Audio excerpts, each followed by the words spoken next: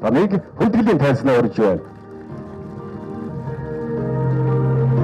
Спорт сонирхогчид, дэмжигчид, харваачид, зочдоо та бүхний энэ өдрийн амгалан хүрье. Монгол улсад орчин үеийн байд харвааны спорт үүсч хөгжсөний 58 жилийн түүхийн хуудаснаа нэгэн шинэ хуудас болон нээгдэж буй үйл явдалд оролцохоор та бидэнд цуглаад байна. Дэлхийн зэвсэг техникийн хөгжилд композит ном буюу эвэр номыг монголчууд анхлан зохион бүтээж хэрэглээнд оруулсан гэж тэмдэглэгдсэн байдаг юм байна.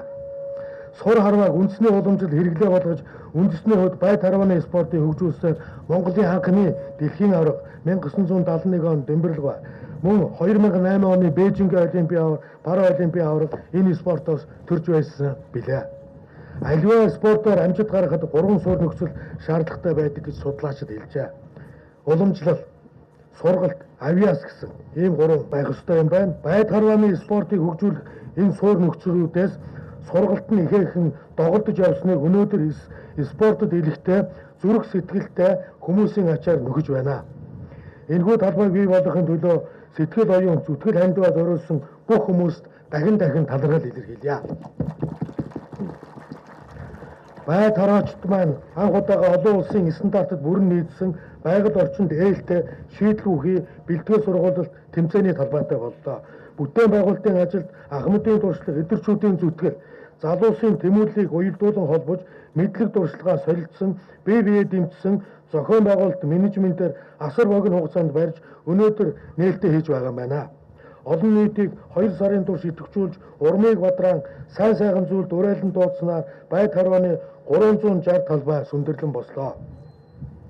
Бүтээн байгуулалтын ажлыг санаачлан гардан удирдсан Монголын байд харвааны холбооны ерөнхийлөгч Гонцгийн цагаан, удирдах зөвлөлийн гишүүн Сүхбаатарын Эрдэнэ улд нар болон бүтээн байгуулалтад оролцсон дэмжсэн бүх хүмүүст халуун талархлыг дэвшүүлье. Саяхан байд харвааны ерөнхийлөгч цагаан дарга хэллээ. Бид 2020 онд болох Азийн хүүхдийн наадмын 7 дугаар наадмыг Улаанбаатарт хийх 21 төрлийн анхныхын ингээд талбайг ашиглалтанд орууллаа гэдгийг сая та бүхэнд сонирдууллаа. Удахгүй буюу 20 онд болох Азийн наадам 21 төрлөөр бид нар монголчууд амжилттай оролцох ёстой юм аа. Мөн 2013 онд болох Азийн залуучуудын наадмын үйл ажиллагаа энд явагдана. Мөн удахгүй Токио хотод болох 20 оны Токиогийн олимпийн үйл ажиллагаанд амжилт гарах суурь энэ бэлтгэлийн зал болох юм аа. Монголчуудын хамтын зүтгэл, нэгдмэл сэтгэлээр болсон энэ талбайгаас төв дэлхийн олимпийн аваргууд төрөн гарч улсынхаа нэрийг өндөр дөргөн төрийн талбайгаа мандуулж төрийн дуулаа аялгуулахыг үлзийтэй өрөөлийг энэ энтер дээрээс дэвшүүлье.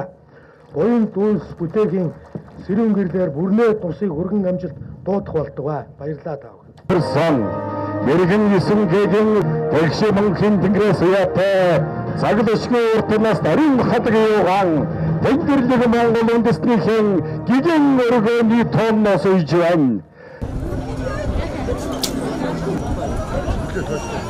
Жахан саад болох гэдэг.